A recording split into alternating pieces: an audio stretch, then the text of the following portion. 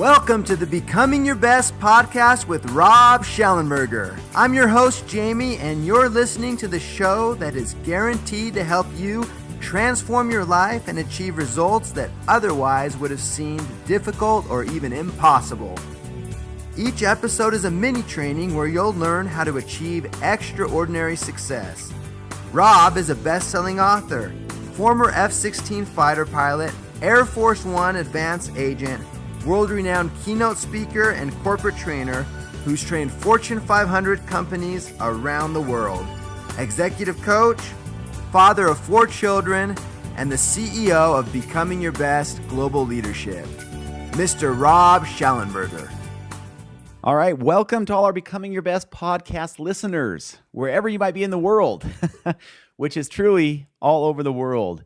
So we're excited that you're a part of this. And really, this podcast, I hope, will be a monumental moment, even though it's going to be short, 12 to 13 minutes, somewhere in that range. We'll see how it ends up. What you are a part of, by virtue of you being on this podcast, you've either been to a seminar, you've read the book, you're a part of a growing movement of people who are striving to become their best. And it was just last week, we sat down as a team and started talking about, well, what does this movement of becoming your best really mean? And we developed a manifesto. And this is something that you all are a part of, and so I wanted to share it with you. So that we are all doing this together, that this is truly a Becoming Your Best movement, wherever you're at, whether it's the Pacific Northwest, the East Coast, Philippines, Rwanda, Russia, it doesn't matter. And that is this. It's not just being a leader. It's being a BYB leader, and there's a big difference between those two. There's organizations right now that they're assessing each other, and they ask, hey, are you being a leader or a BYB leader? And so what is this movement? Well, BYB leaders are a new breed of leaders who are no longer satisfied with mediocrity. BYB leaders strive daily to be their very best in each area of their life and treat others right along the way. BYB leaders are committed to excellence, and they find a way to do the impossible. BYB leaders are confident, optimistic, and determined to make a positive difference in their homes, schools, organizations, and really around the world. Negativity, pessimism, and complaining have no part in their lives. BYB leaders know that they don't have to compromise their personal life or family to be successful. And you and I, are a part of this Becoming Your Best family. We are BYB leaders. Now, what does this mean to you this week? And I'm going to share a very specific thing that you can do at the end of this podcast. And why this podcast? Well, interestingly, in the last few weeks, I've had 2 separate conversations with what would be considered very successful CEOs, at least from the outside looking in. And privately, both of them commented that they feel out of balance, that they've lost that inner spark, that there's a disconnect in their life. And you think about what a BYB leader does. A BYB leader leads with a vision. They manage with a plan. They prioritize their time to stay focused on what matters most. They live the golden rule in business and life. They innovate through imagination. They live in peace and balance. They never give up. Well, I thought of these leaders and thought, how does that happen over and over? Because when a person patterns their life and team around the 12 principles, it's like holding a pen in the air and dropping it. 100 out of 100 times, that pen will fall. The 12 principles have the same impact. These are the things that great leaders do that lead to great results consistently, every single time. And so I really wanted to focus this particular podcast on principle number 5, live the golden rule in business and life.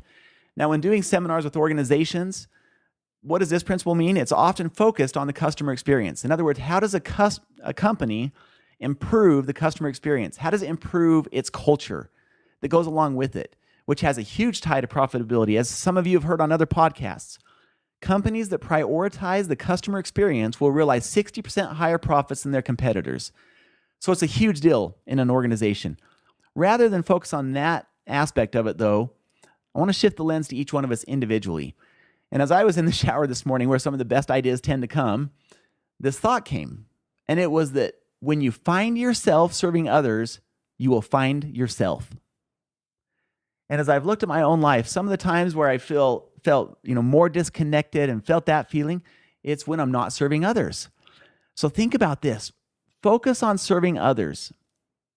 And when you do, let's look back through history at some of the great names that you'll recognize. Not the tyrants, not Hitler, not some of these other folks like that. Look at some of the people through history who are revered as heroes and leaders. And in most cases, their focus wasn't on themselves, it was on others. Think about George Washington. And if you're familiar with his background in history, you know that he was a servant leader. Lincoln, he was always concerned about the troops, the people. He was going against his advisor's counsel. Excuse me. And he would go out and meet the troops in the rain. It didn't matter. Christ, of course. Nelson Mandela, Gandhi.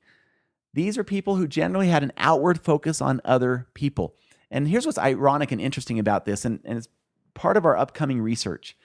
And it's how people perceive themselves versus how others perceive them. And what we've already seen is there's a big discongruence in how we view ourselves versus how other people view us. And that's interesting because oftentimes we think, yeah, we're pretty good to go in this area, where others may not feel that way. And there's actually may be a huge deficiency in a particular area.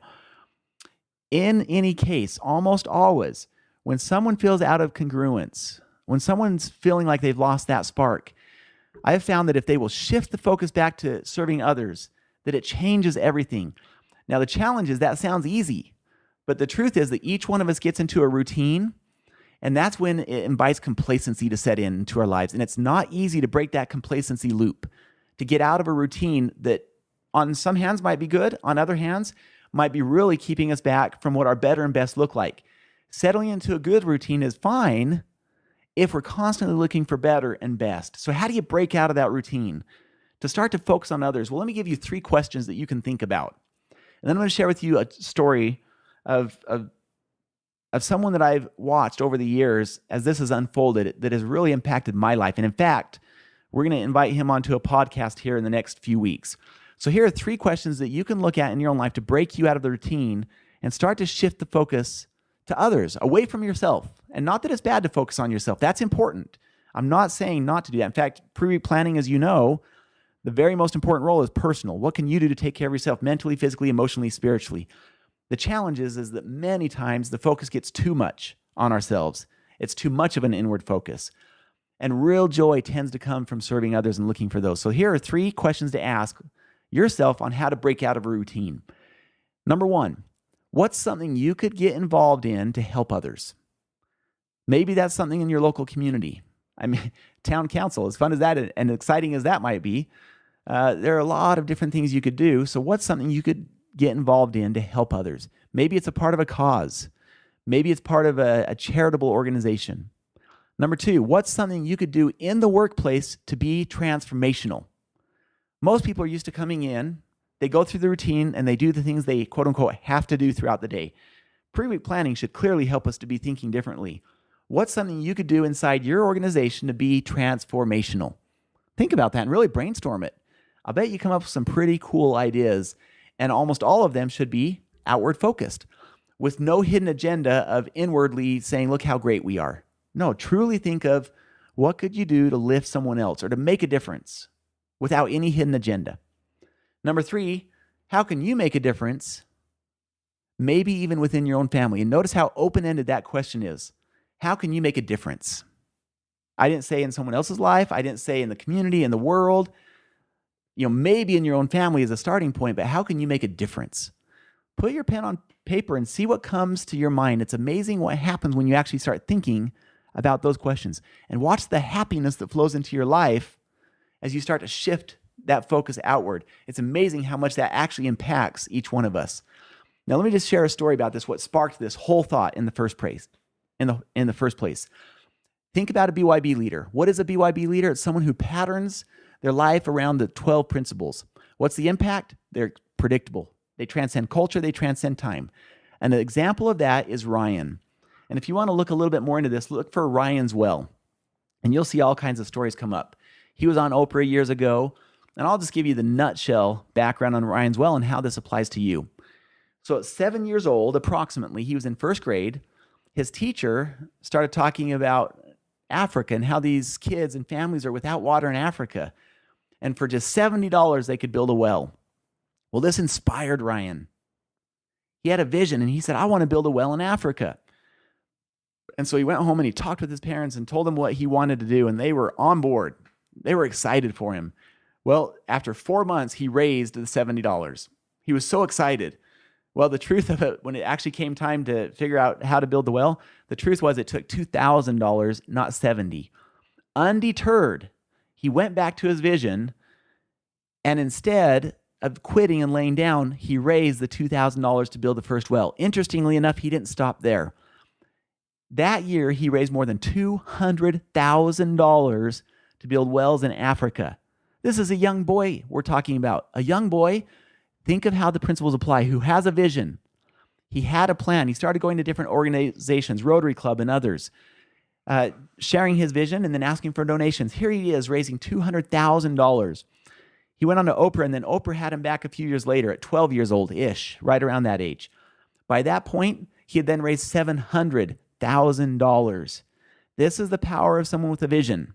It's the power of someone with a plan who's innovating through imagination how they can do something to solve a problem that they saw, even as a young boy. Well, fast forward all these years later, I just went to his website a few minutes ago. They have now brought clean water to almost 900,000 people in Africa. He's now either in college or just graduating from college. So this has now been more than a decade, several years that he's been working on this. Because of his vision, because of his impact and how he is thinking, whether he knows it or not, like a BYB leader, he has literally impacted hundreds of thousands of lives in Africa. Now, for all of us, is it going to be that dramatic? Maybe, maybe not. It's only when we start asking those questions, though, does it open up a window of possibilities in your life. What's something you could get involved in to help others? What's something you could do in the workplace to be transformational? How can you make a difference? Once we start opening the doors to those questions, possibilities start showing up.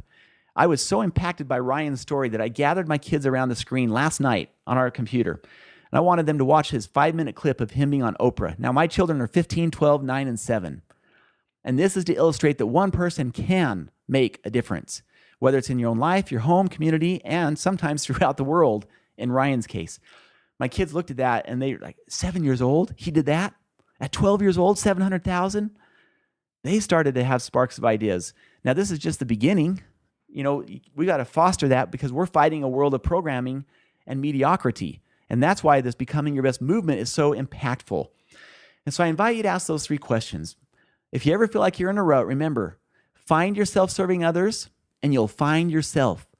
It doesn't mean, you have to hang up your job and move to Hawaii and and change everything. No, just find a way that you can make a difference. Maybe it's something small, maybe it's something big. We just don't know. But it's when we start opening the door of possibilities that the answers will come. So what is one thing you can do right now as part of this movement, as a BYB leader, to share with others? We created a simple go-to page called the 5minuteleadershipmakeover.com. You can either type in the number 5 or spell it out in the word, 5minuteleadershipmakeover.com. What I invite you to do as part of this movement is to be a catalyst for someone else. There are people out there that are running around in chaos that don't have the process of pre-week planning that you have. They don't know about the 12 principles. They don't know how to develop a vision or put together a plan. Maybe some do, but some of the other principles in their life aren't quite centered. And so this is the beginning of you being a catalyst. What they'll get when you share the 5-minute leadership makeover are 3 free videos. So there's no strings attached. It's something that's free for them. You share the link. They get 3 free videos that help get them started. The first one introduces them to the 12 principles and pre-week planning as a start so that they can focus on what matters most in their lives and bring order into a chaotic world. And then they'll get a video about how to create a rhythm inside their life and with their team if they're in a leadership position impacting others. So very specifically, share the 5-minute leadership makeover with a family member, with a friend, and start spreading the word of becoming your best. You become the catalyst. This isn't us. This isn't you. It's all of us together helping other people, shifting the focus outward. And so send them the link, 5-minute leadership makeover, get them started, and then follow up. Ask them how it's been.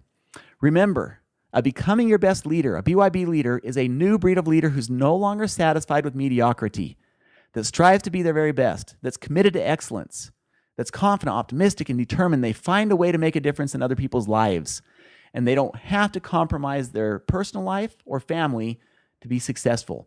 And that's the message. Our good friend Tara in the Northwest, she's having some of her best months ever as she's leading her team. She wrote us an email the other day and said, I have more energy than my team, than my teenagers. Our family has never been better. And she is a classic example of someone who is a BYB leader, patterning her life and her team around the 12 principles and the results that come from it.